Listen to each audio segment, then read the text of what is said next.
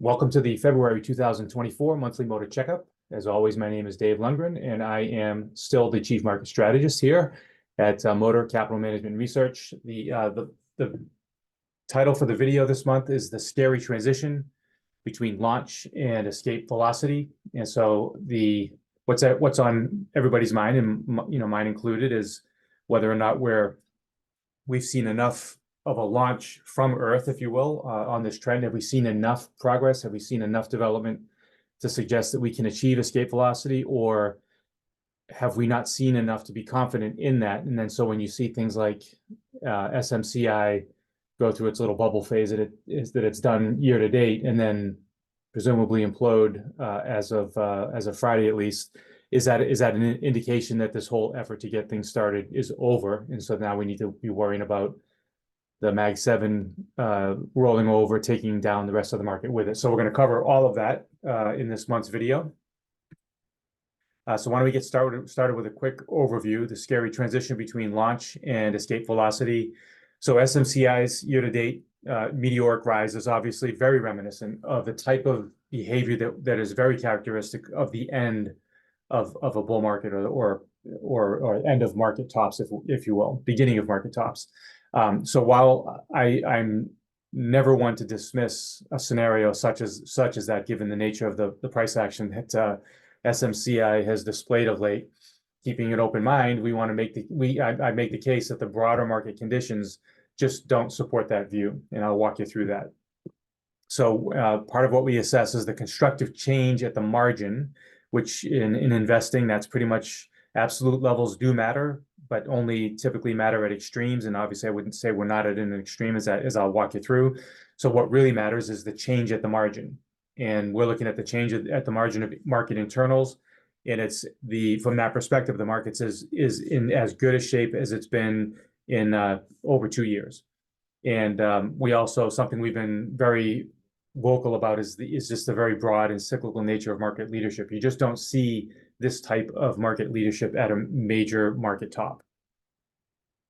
And then perversely or interestingly, we also remind clients of the stealth bull market that actually took place beneath the surface while the last bubble, the IT bubble in 1999, peaked in March of 2000 and imploded under the weight of all those mega cap names, such as Cisco being probably the most prominent one. And as that bubble imploded, we actually had a stealth bull market where most stocks actually went up. And so I'm not saying that's going to happen this time, but we should certainly keep an open mind to that, because as it stands right now, that I think the data certainly supports that as a potential outcome. And then we'll just finish up with a few charts to watch as the year unfolds, because these indications in these other charts, rates in commodities and other things, they could very well be the inflections that cause rotation within equities, as opposed to the much feared rotation away from equities. And so much to talk about, so I'm just going to hop into it here. So let's just quickly go through what's happened with the supermicro computer SMCI year to date. Look, this is an exceptional move. You do not see these very often. Year to date, in 7 weeks, the stock was up nearly a triple, up 279% year to date. In that span of time, in a 7-week span of time, the valuation, if looked at from a price to sales perspective, the valuation went from 2 times sales to more than 6 times sales, so also tripled in a 7-week span. So when you think about total shares outstanding, that would be the float of the company in over the past 4 weeks. The trading volume of the stock has turned over that entire shares outstanding 100% in each of the last 4 weeks, and you can see that here. I mean, it's just volume that you just don't see unless you have some sort of a speculative blow off, and we certainly had that here with, again, 100%, more than 100% of the shares outstanding turning over in each of the last 4 weeks. Last week alone, the float turned over 200% last week alone. And on Friday, with the big collapse and reversal off the all-time highs, we saw 60% of the shares outstanding turn over. So massive churning of the stock, very much a hallmark of a top. Whether it's the top or a top, we'll see, but certainly suggests that the stock's going to be underweight for or under pressure for some time being here. So after hitting a record high of just above 1,000, SMCI closed on its low of the day on Friday, which was down 20% from the prior day and down 25% from that morning's high. So a massive reversal off the top. And in so doing, the stock closed at its low. In doing that, it was that close was below the lowest low of the prior 2 days. So in technical analysis parlance, that is a 2-day reversal or a bearish engulfing candlestick. And if you actually look at this candle here, you can see, if you know candlesticks, that's a shooting star, which is an indication of a temporary exhaustion in demand and a potential reversal into selling pressure. And so all of this kind of adds up to the idea that we should expect that SMCI has at least seen a high. But is it the high? Is it the top for SMCI? It could be, right? But we don't know. So let's just take a look at this. We had a similar run up last year. It was magnitude wise roughly the same. It was about a little over 300, a little over a triple, but it took place over a longer period of time. So obviously that's a distinction we should mention. But we'll note that the volume at the time was also off the chart. So in comparison to what just happened last week, it's nowhere near as much. But had we not, in the moment of last year's rally, it was off the charts volume. And I remember it like it was yesterday. The volume was noted as being emblematic of a top and everything else, speculative blow off, et cetera. And what did we get from that? Yes, we got a top, but we didn't get the top. So I don't know what this is. I have no idea what it is. I don't think we need to know what it is ultimately 6 months down the road to know that in the next few months we should anticipate some sort of a churn, and then we can just kind of play our cards from there based on how the hand unfolds. But what's more important about this is, does this mean anything for the broader market? Should we be worried about what happened with SMCI last week? Is it a sign of a speculative blow off, and so therefore the market is due, and has peaked and it's due for its next bear market? So let's take a look at that. Obviously, I'm not in that camp, but we can't dismiss it right away, but we should look at the evidence. So let's do that. So while the specifics change from market cycle to market cycle, I do think that there are certain aspects of market behavior that you can identify at nearly every major market top that's ever taken place. So there's a lot of things that sometimes happen at tops and sometimes don't. Those are fine. I look at all of them, but I don't necessarily model them and put them into like in my risk gauge, there's only 5 things that have pretty much behave the same at every market turning point. And so sentiment and valuation and what the Fed is doing and all that stuff, that's not what I'm going to talk about today, because that's not the stuff that repeats almost verbatim at every market top. So the first one is meaningful market tops develop at the end of a significant 100% plus sustained, i.e. multiple years bull market. So in other words, you need something to top. You need something to reverse. If you don't have a bull market beforehand, then there's nothing to reverse. So this is kind of a simplistic statement, but it's true. You need a bull market in order to have a bear market.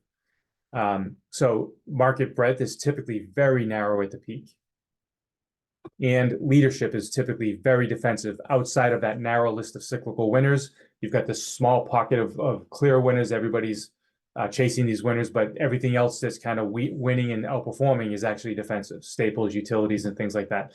When you look back in the history of market tops, these 3 ingredients are pretty prominent amongst the ones that are most stable and most repeated at major market tops.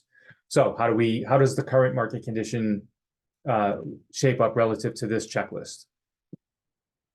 So let's go through each one of them one at a time. So have we had a significant sustained bull market? Well, I mean, you look at the chart. This is the October low from 2022, which would mark that bear market bottom from the peak of 2021.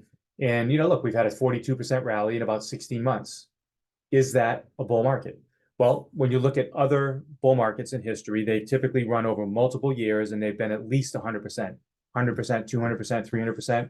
So although this looks like a lot, it's in comparison to real bull markets that we can identify with perfect hindsight. I'll grant you that, but with perfect hindsight, a typical bull market that gives way to a meaningful bear market is something of much more duration and magnitude than 42% over 16 months. One way to simply put this into perspective is if you look at where the market is today in relation to the peak of the last bear market. I mean, we barely got above the last bull market peak. So from that perspective, we haven't really gone anywhere in 2 years. And if you remember one of the notes from my the weekly motor report, I talked about how when you go back to the early 1900s, there have been only 10 other instances where the S&P went at least 2 years without a 2-year peak. And in most of those cases, it resolved higher and gave way to sustained bull market activity. So this, to me, from that perspective,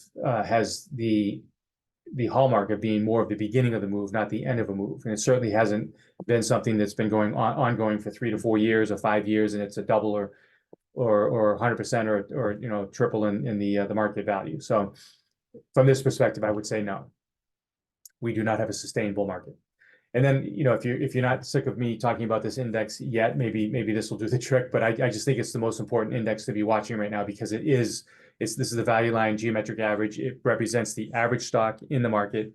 I'll just repeat once again that I do not think that this is a good representation of wealth accumulation in the market. The best indications of wealth accumulation in the market is cap-weighted indices. That's just as simple as it gets.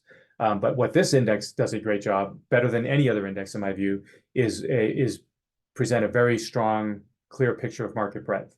And we know that the market peaked in late 2021, which we just talked about, and as recently as October 2023, the index was still down 30%. So the average stock was still in what anybody by any measure would call a bear market just as recently as 3.5 months ago. So to say that there's been a bull market for the market to eventually reverse into a bear market, I think is easily argued that I just showed you the S&P, which is the cap weighted version, where it's it's only just exceeded its last bull market peak. But when you look beneath the surface in the engine room, the engine's still on idle here. It hasn't participated at all. In fact, if you still measure from the peak to the current levels, it's still down 16%. By no measure, is this an ongoing bull market that is now at risk of being reversed? So I would say in this regard, sustained bull market, no. Moving on, market breadth, very narrow. Now, I don't think you can really show any other chart first than the two that I just showed you and argue that there's the S&P going out to new highs, and here's the average stock nowhere near its highs. How is that not a massive divergence? And I'll grant you that. I mean, it seems to me that would be something to consider. But all I can do is walk you through how I'm processing it. You can take it for what it's worth. I'm going by the data as I think it's unfolding. I'm trying to think about the cycles and how the market has sort of morphed over the past couple of years and how that's all playing out. And I'll walk you through all of this, but just recognize this is just my opinion. I'm going to tell you what I think, why I think this, and then you take it for what you will.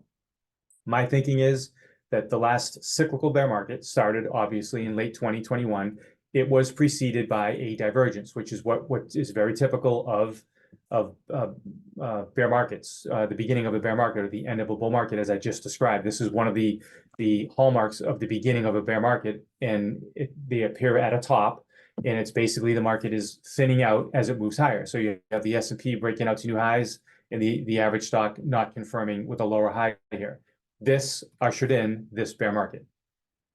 Now, from here, what I argue, and I've been arguing, is that this is the early indication of new bull market leadership. And I recognize that the reason the S&P is up so much is because of the Mag 7. I'm not really saying that that's the early indication of the new leadership, although it could well be. It's possible that the Mag 7 continues to lead going forward. But beneath the surface of this rally, there's a lot more good going on than just the Mag 7. And I've walked you through this many times in my different notes, but I'm going to do it again because this is the information that leads me to believe that what happened last week and with what's going on with the Mag 7 is not some beginning of the end. I would say it's the end of the beginning, and we're actually transitioning to the next phase, and all of that we'll cover. So while we've had this early leadership in a new bull market taking place here, This right here that I've already highlighted is this sideways price action for nearly 2 years now. That's just an ongoing base building after the prior bear market, which is it's just the nature of markets. Not everything starts rallying off the bottom.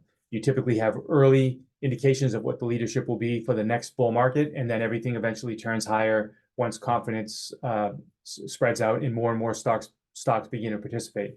But I'm viewing this as a base after this bear market.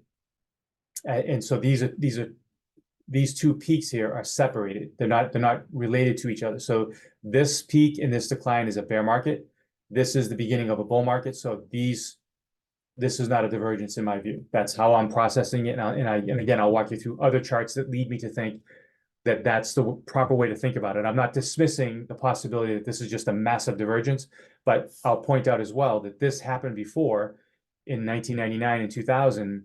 And although it looked like that divergence between 1998 and 2000, which would be a comparable divergence in terms of duration, basically a 2-year divergence here, what actually happened was a stealth bull market. So even in that scenario where you could have said, yeah, that was a divergence, I would argue it wasn't. And I made the case back then in 99 as well, and we'll walk through that. So I measured this, as you know, 2,700 stocks in the US, about over 4,000 stocks around the globe. And what I'm looking at is these numbers down here. So this is the long-term trend, the medium-term trend, the short-term trend. And remember, this is the weekly chart, the monthly chart, and the quarterly chart. So each period here is just representing, the last closing period of each of those timeframes. So if this is the quarterly chart, this is the end of the last quarter, December 2023. At that moment, there were 51% of the market was in a quarterly uptrend. That's the best reading, the first time we've been above 50% since the bear market started in 2021. So this arguably, just quantitatively, is easily arguable that it's the best condition that the market's been in since the bear market started in 2021. And so that was the end of the quarter. Here we are in the middle of February, so this would be the current condition, and it's gotten better, 53% now. When we do that same analysis on the monthly chart, so now we're looking at the end of the last month, which of course is January, 59% at the end of last month, and it's now 63. Looking at the weekly chart, 57 versus 59. Now, when you look at across these three timeframes, these are the different trend buckets that each of these timeframes can be in. And what I do whenever I present these tables is I always highlight with a bright blue cell which of those trend buckets for that time frame is the biggest. So right here you see 32% at the end of last quarter was the biggest bucket. And if you add up this column, this will come out to 100%. So as we move to the right to the current quarter, we can see that it's still the biggest bucket, but it's actually grown, right? So there's more and more trends that are up and to the right, higher highs, higher lows, not consolidating, just making progress. Same thing in the monthly time frame. And I'm not quite sure how closely you all follow this data, but the correction that we've had in to start the new year, if you were paying close attention to it, I followed it through our weekly motor reports and other reports as well. But these blue boxes all went down to here. So we actually had on the weekly chart, most charts were actually in a clear downtrend. So this is the very reason I follow trends in 3 timeframes, because I want to know that if this goes into a downtrend, does it do any damage here? And throughout that decline, there was no damage done here. So this was just an oversold uptrend. And so now fast forwarding to where we are today, and this is all recovered, and we now have the biggest bucket in the weekly time frame is also a clear uptrend at 37%. And again, this is where what percentage of stocks in the 2,700 stocks are in these buckets. And this is, of course, what percentage of the market cap is in these buckets. And you can see, this has been the case for quite some time now, but the majority of market cap is not only in an uptrend, but across the board from a breadth perspective, as well as a market cap perspective, the biggest bucket has the configuration of what we want, which is trending higher and higher highs and higher lows, no consolidations going on. So that's the backdrop to what happened last week with SMCI. So this tells me that there's actually support beneath the market. Higher highs and higher lows means that there's support beneath the market to withstand whatever selling pressure we experience. So if we get selling pressure in the market, in the S&P next week, because if we got to take a breather because we've done too much good in the short term, what I would suggest is that the underlying structure of the market is strong enough to withstand that selling pressure. So from my perspective, the market breadth is not very narrow. It's at everything. All of this is about change at the margin, and the change at the margin is getting better across the 3 time frames. And it's after a bear market bottom in 2022, and so this is just starting to get going. So I would argue that the breadth is not narrow. It's not spread out yet, which you've heard me refer to these when you have a lot of downtrends, which we now have 49%. I refer to those, think about it as being a pile of wood, and almost half the market is still in a pile of wood. And we've only just started to light that pile of wood on fire. So this just tells you that this is positively incrementing. It's now above 50%. It's going in the right direction, but it's still only 53%, which means that pile of wood is still massive and it's still not burnt yet. So there's lots of energy for this fire, for this bull market, if you will. So I argue that the breadth is not narrow. It's good and getting better, I should say. Okay, what about the rest of the leadership? We obviously know what's leading. It would seem to be tech, the Mag 7, a few other things, Lilly, and a few other names, mega cap names.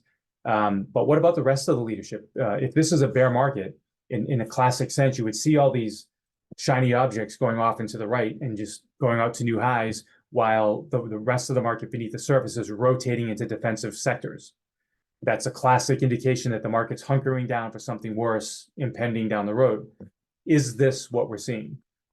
So this is a chart of since the October 22 bottom, October 23 bottom, and these are the 11 sectors. So if we're hunkering down for something negative in the very near future, then we would assume that everything so this is the S&P 500 here, and we're just anchoring it to 0 since the October bottom. So anything above that 0 line has outperformed by that indicated percentage amount, and anything below has underperformed by this indicated percentage.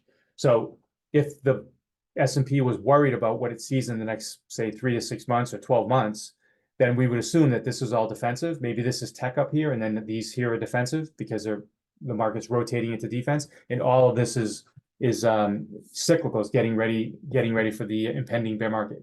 So what do we see? What do we have?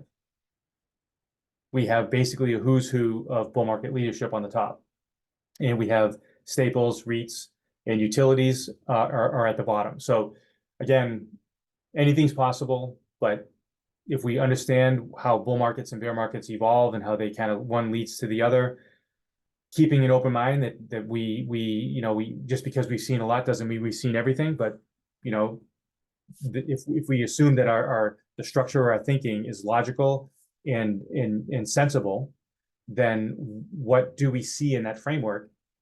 I mean, I don't know. We don't seem to see something that the market's worried about. So let's take a look at this through the lens of the MOTR ranking process. When we do that, we get a very similar message. So this is the momentum score.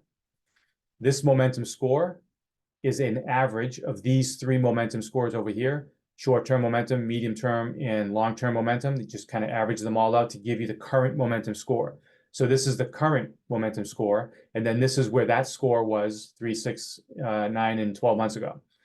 And you can see that when you sort them according to their current momentum score, it's literally a who's who of leadership, of cyclical leadership. And in a knife fight for the bottom is utilities and staples. So, I'm willing to accept anything, but if I got to go with what I see tells me that there's none of this says we won't get a 5 or 10% decline in the market, but it tells me that the difference between a bull market and a bear market, as we know, is 5 and 10% declines result in more selling, and you end up getting a 20% or a 40% decline. That's a bear market. Bull markets on a 5 or 10% decline, that induces buying behavior. All of this structural behavior, all the improvement, change at the margin, cyclical leadership, that all tells me that the market is more prone to buy the weakness than sell into it. So another thing to think about is, well, okay, fine, industrials are at the top, but how broad is that that leadership within industrials? How broad is it within financials? So that's what we're looking at over here on this column. We're just simply saying of all the industrial industries, so there's probably 20 of them, all of those industries in the industrial sector, what percentage of them have a rank above 50, a momentum rank above 50, 100 being best, 0 being the worst? What percentage of the industries in the industrial sector rank above 50? And it's over 2/3. In the perhaps shocking to most, financials in the epicenter of what's wrong with the markets, presumably. 85% of the industries in the financial sector have a momentum rank above 50, and you go further down, tech and consumer discretionary. So the 4 top ranked sectors all have very strong breadth within the sector. So again, this is just not the kind of thing that you see at a market top. You see it one of the hallmarks of a market top is just confidence. Not only is the market going up, but this sector is going up, and not just this sector, but this industry, and not just this industry, but these 5 stocks. And so that's the nature of how the market becomes very, very narrow at the top, because it's an expression of confidence. And when you look at these numbers and the fact that I just showed you that 49% of the market is still in an uptrend, still in a downtrend after coming off of a bear market bottom, we haven't even burnt that pile of wood yet to begin to narrow it out. So when you look at all of these sectors here, you can see that the top 4 are pretty broad in their participation. So I just don't see anything here to tell me that there's something to worry about. So a couple of things that might jump out at you is, if you remember the last chart I just showed you, energy was at the bottom. Yet when I rank it, it's number 5, which is right at the top, right in the hunt for being in the top. And I'll walk you through why that is. And then another one that's kind of interesting is materials, which has got a lot of cyclicality in it, but it also has a lot of defensive industries in it. But when you do this analysis, half of the material sector actually has a momentum rank above 50. So there's actually some hidden bull market leadership going on in there, despite the 9 rank at the sector level. So we can walk through that too. These are the top 20 industries, regardless of sector. Although I'm featuring the sector here, I'm just showing you the industries, and you can see here's the energy industries that are pulling the energy sector in my work to a 5, as you can see here, instead of being at the bottom of the rank. Keeping in mind that this is 2,700 stocks, everything's equally weighted, and you can see nuclear, oil and gas transport, energy and coal, and oil and gas refining and marketing. This one in particular looks particularly constructive. You can see that it's gone through a bit of a pause here in the short term. And 6 months ago, it was ranked 95. This pause in the short term gave the momentum score, the whole entire momentum score, a pretty low rank, but it's now coming back.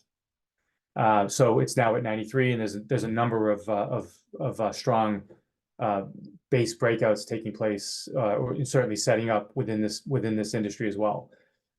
Looking over here, again, now that we're at the industry level, we're asking what percentage of the stocks have a momentum score above 50, and it's a full house here. So very, very strong, very cyclical leadership, home builders, HVAC products, heavy construction. I mean, it's just like the who's who of cyclical bull market leadership, and it's broad. So that's when I look at the leadership outside of tech, I would clearly say that it's not defensive. When you look at materials specifically, again, ranked number 9 out of 11, so it's right near the bottom. What's interesting about it is what's ranking above 50 is mostly cyclical within the material space, and what's ranking below 50 is mostly defensive. So gold, precious metals, and chemicals and things like that. We do have mining and ore down here, so that's something to note. But up at the top here, we have steel, paper and paper products, and building cement, concrete and ag. So even within a sector that's at the bottom, there's distinction being made to the cyclicality versus defensive nature of the stocks within those industries. And from what I can see here, even within materials, which is the 9th ranked sector, there's cyclicality even in that poorly performing sector.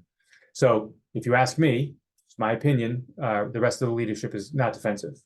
And this is not what you typically see at a major bull market top. So all of that's fine. The question is, if we rotate into other sectors, does that not entail the Mag 7 rolling over and potentially dragging everything down with it? Wouldn't that put the rest of the market at risk? I am definitely not going to make I'm not going to be dismissive of that argument. I mean, we have to be open-minded to everything, but if we just, it's a question that I don't have the answer to, but I do have data that I can use to help me manage the risk in the fact that I don't know. And this is how I'm thinking about it. And I want to share it with you, and you take it for what it's worth. If you, of course, have any feedback for me, you're thinking about it differently, I would definitely appreciate you reaching out to me and we can discuss it. But here's what I'm thinking. The Mag 7, as it's known today, is actually, everybody's familiar with that index, but hopefully my clients are even more familiar with the management index, which is actually an index that I came up with before the Mag 7 was created, and I've since continued to follow it simply because, for continuity reasons, and I'm stubborn, but for continuity reasons, because I began talking about it quite a while ago, I continue to follow it. And what I want to point out is the nature of how this has been behaving and what it might mean for the broader market. So to begin with, I think as strong as it has been, we should not lose sight of the fact that during the bear market from 21 to 2022, where we saw the average stock decline, this is the management index here, and this is the value line average, the average stock, where they both move together, which is the normal way of typical market behavior. During that decline, the management index actually underperformed point to point during this bear market. So it was no safe haven. And we know this because there were a number of these management stocks that dropped 50 to 70 or 80% during this window of time. So as strong as they've been, let's not lose sight of the fact that they can also, it's a double-edged sword and it can go both ways.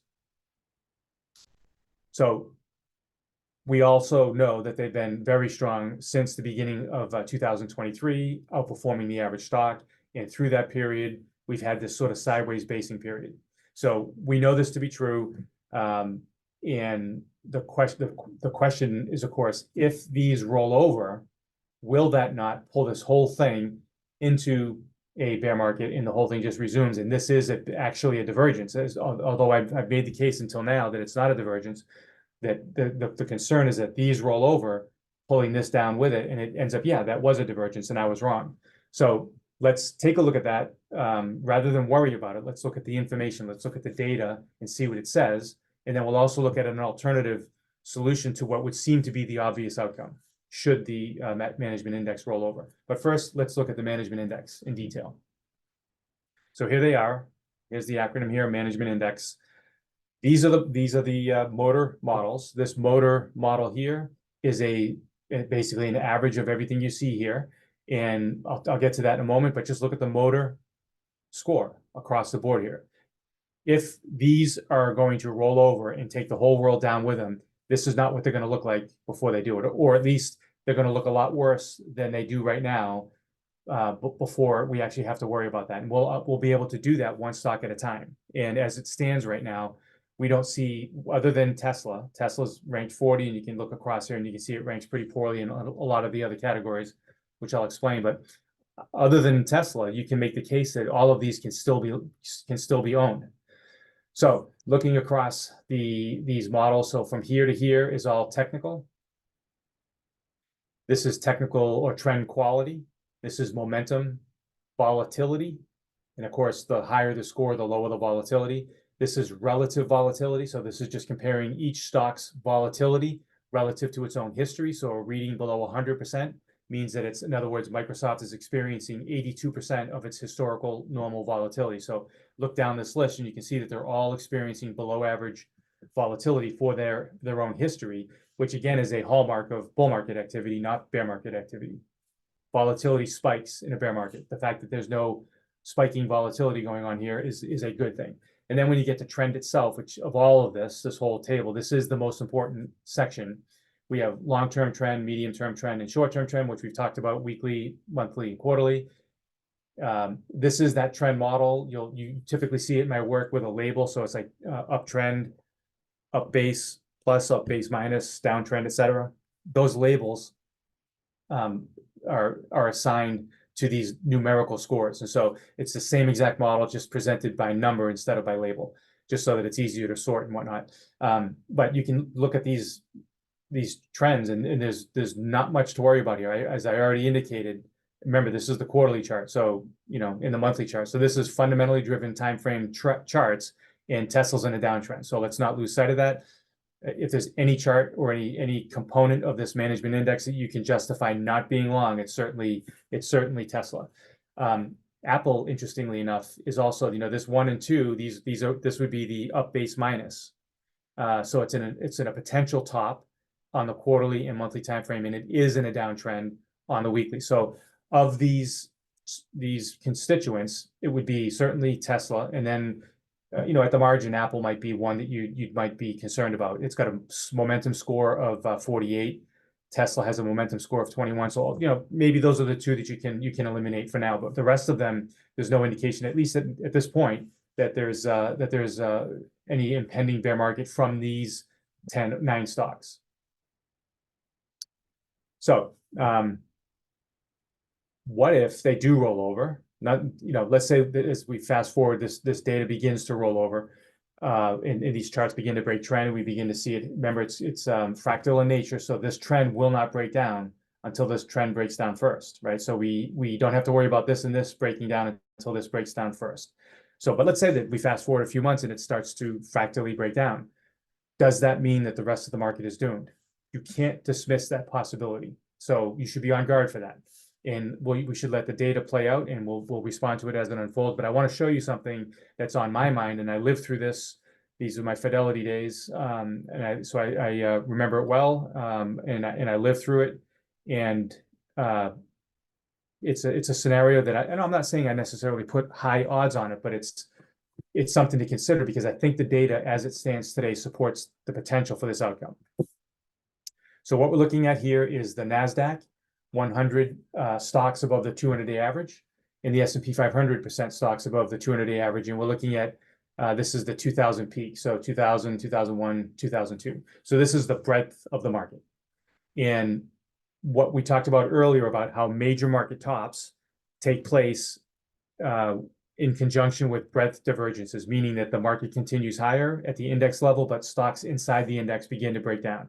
And that's a divergence. So we began to see that here, where the percentage of stocks in the S&P 500 never really got particularly high to begin with, by the way. It was at 60%. So we already had a lot of stocks in a bear market in the S&P to begin with. And as this was breaking out to new highs, up in the 90% range, so almost everything in the NASDAQ was in an uptrend, this peaked right around 55. So there's a lot of bear market activity going on in the S&P 500. This is the type of thing that you would see at a top. As the NASDAQ 100 itself broke out, it's not featured here, but as it broke out to new highs in March, look what the breadth within the NASDAQ itself did. It too began to deteriorate, and it just got worse in the S&P 500. So at this stage of the game, we now have pretty good indication that the confidence in these select few stocks, that these are the stocks to own for the future, has grown excessively, because now there's basically nothing else participating. So this is a bearish divergence, again, hallmark of a topping process. The day that Cisco peaked in March, along with the NASDAQ itself, of course, because Cisco was the largest component, when it peaked, it pulled the NASDAQ down with it, pulled the S&P index down with it. But on the day that Cisco itself peaked, along with the NASDAQ, notice how that's the same day that everything else bottomed. So the breadth within the S&P 500, as this bear market unfolded, which is extremely painful for the tech sector and everything else tied to it, all the new economy stocks, as the new economy stocks unwound their preceding bubble, the old economy stocks went into a stealth bull market. So as more and more stocks were going below their 200-day average in the NASDAQ 100, more and more stocks were recovering above their 200-day average. So this was a stealth bull market. This is a scenario that I actually think has better than insignificant odds of playing out in the future. So I will absolutely go where the data leads me. But as it stands right now, I give this, I wouldn't call it 50-50 chance, but if the management index rolls over, I don't give this a small odds of being the probable outcome, that we have this stealth bull market beneath the surface, triggered by these rotations into some other by some other asset classes, which I'll discuss in a moment. Now you'll notice that eventually these two breadth indications came into alignment with each other. We had a recession in 2000 that ended in November of 2001, began in March of 2001. And of course, we had the tragedy of 9/11 that really affected markets across the globe, and you can clearly see that playing out here in the breadth. So that's how these all came together. These two breadth measures came together finally. But ultimately, we had a 1-year bull market, stealth bull market beneath the surface. Again, I'm not saying it's going to happen, but the main thing is, if we've learned anything in the past 20 years, it is that anything can happen, including negative oil prices, negative interest rates, the worst bond bear market in history, et cetera, on down the line. Lots and lots happening. So anything can happen. So just keep an open mind. Follow the data, but when the data says to do something, keep an open mind. So here's a few trends that I want you to keep an eye on in the months ahead, because I do think that they can play an integral role in what happens beneath the surface of the S&P 500. So this is the 10-year Treasury yield. I've already written a few notes on this, so I won't hash it out too much here, but I think that for the first half of the year, a range bound between 4 and 5% is my rough estimate. Obviously, you can see that after I put that out, we got a bit of a drop below that, but I wrote about it when it happened, and the point that I made at the time was that the movement below the 200-day average, which is this red line, in an ongoing bull market is not the beginning of a bear market. It happens a lot. I'm not showing it all on this chart. I've showed it in other charts as well. But when this rise in interest rates, this trend began 3 or 4 years ago, since then we've had a number of visits below the 200-day average that were just actually a lot closer to the low than they were the beginning of something, some sort of reversal towards much lower interest rates. And I wrote at the time that that's what I thought was going on here. And so I'm sticking to my view. In the 4 area is a better place to be a seller of bonds, not a buyer of bonds. Where I'd rather see clients be a buyer of bonds is up here, 4.5 to 4.8%. So that's the range that I kind of think can play out in the next 6 months. And if I'm thinking about making big bets, I'd much rather be a seller of bonds here and a buyer up north of 4.5%. So keep an eye on that as the year unfolds. And of course, as rates go higher, long duration assets could come into trouble, at least from a valuation perspective, where valuation is compressed, which could cause the rotation into more cyclicality and financials and things like that. When we look at West Texas crude oil, I have a similar view. I think it's range bound for the year. If there's a bias, it's to the upside.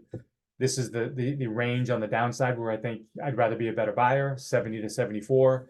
On the upside, it's 92 to 96. So I've already written about this. I said 100 back before we started to really put the bottoming action in that we're beginning to see here. So now that we're starting to see potential for a rotation higher, let's be a little more specific about it. Where would I be a seller of oil? 92 to 96.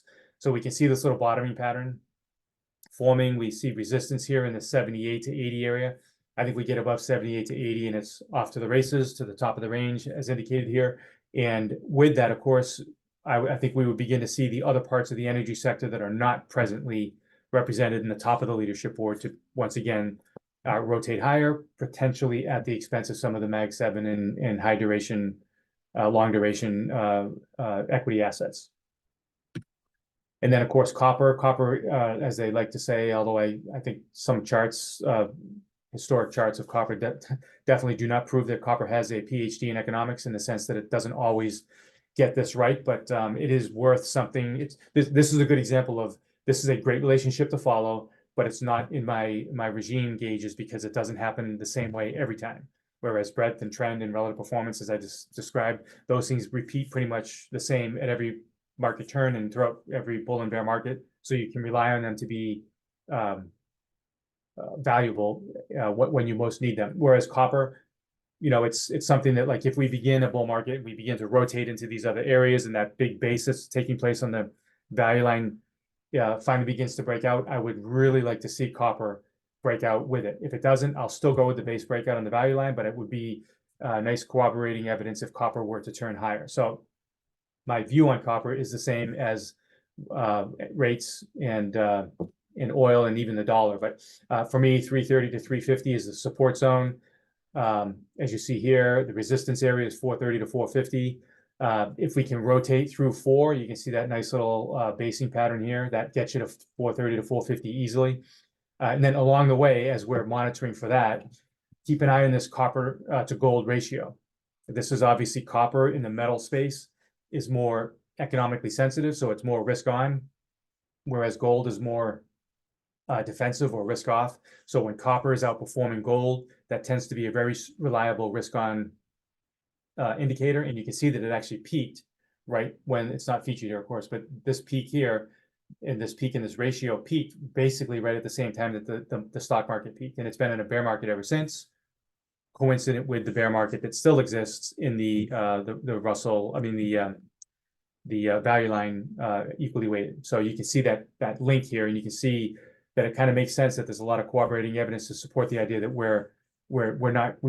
haven't quite hit escape velocity yet in this bull market, even though things are getting better and change at the margins positive. We don't quite have it yet. One indicator that would be quite constructive in my mind would be this copper to gold ratio breaking this downtrend.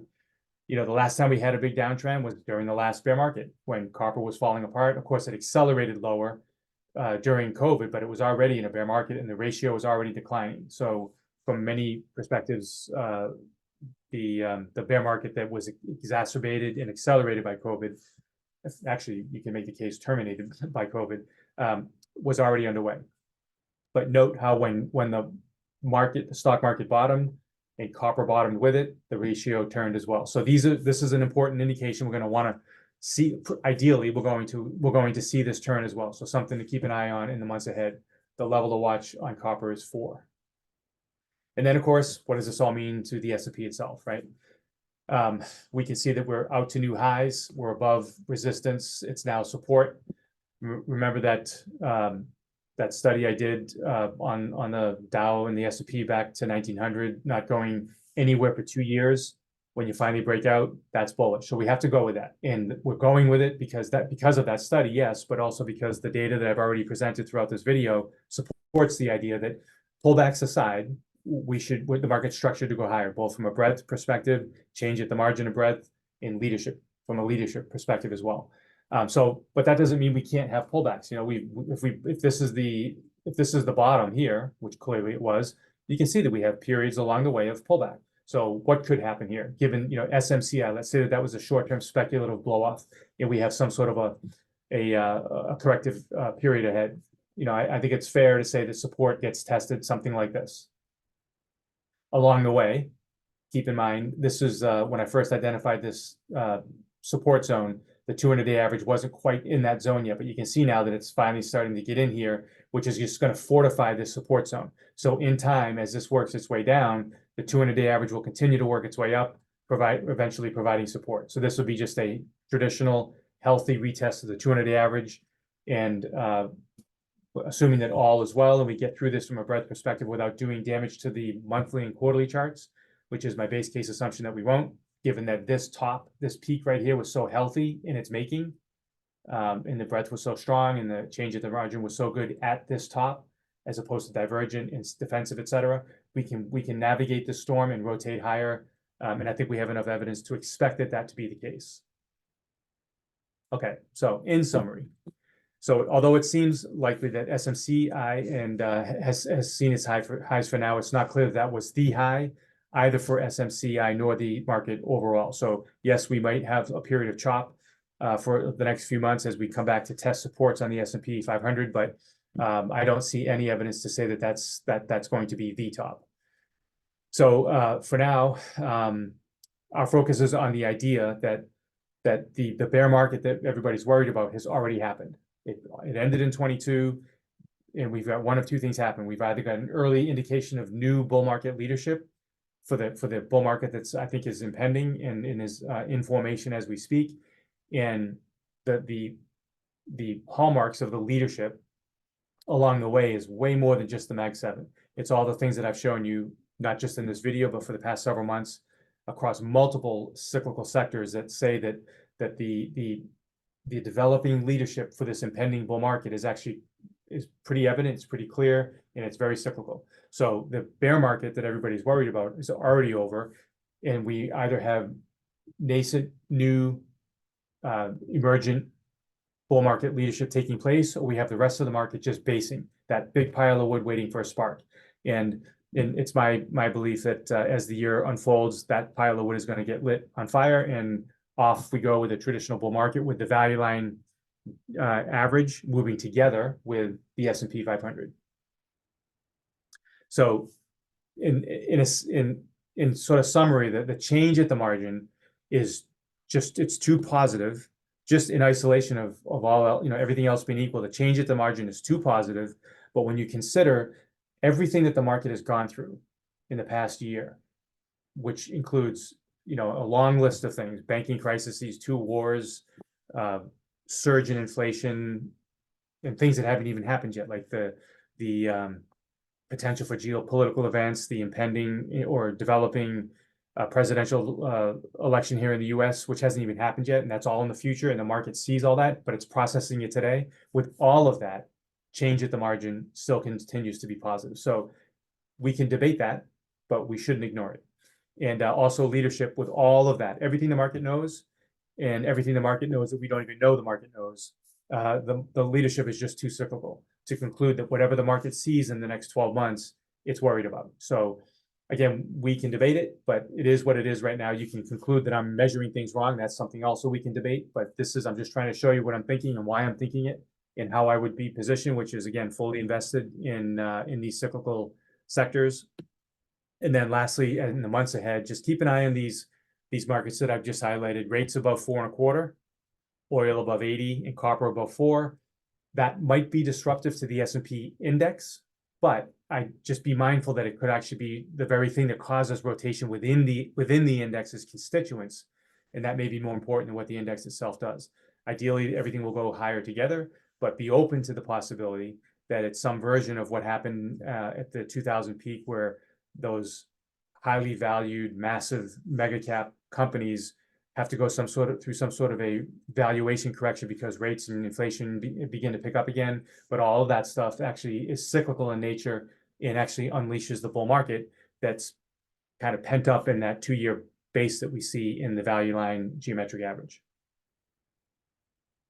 So as a worst case scenario, keep an eye on supports for the S&P in the 45 to 4,700 area. And again, I say worst case scenario because that's where the support is. I'm not saying it's going to test it, but be prepared for the possibility that it will. And what's more important, whether or not it does or does not test that support area, is what happens beneath the surface if and as it happens. And again, as I said, the health of that peak into just north of 5,000 on the S&P was just too healthy for us to at least not see another high before this is over. And that's the way I prefer to think about it. Okay, so thank you all very much for your listening to this video this month.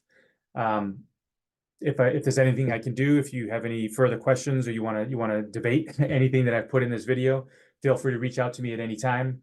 And you can see my email address here, and I look forward to hearing from you. Thanks again.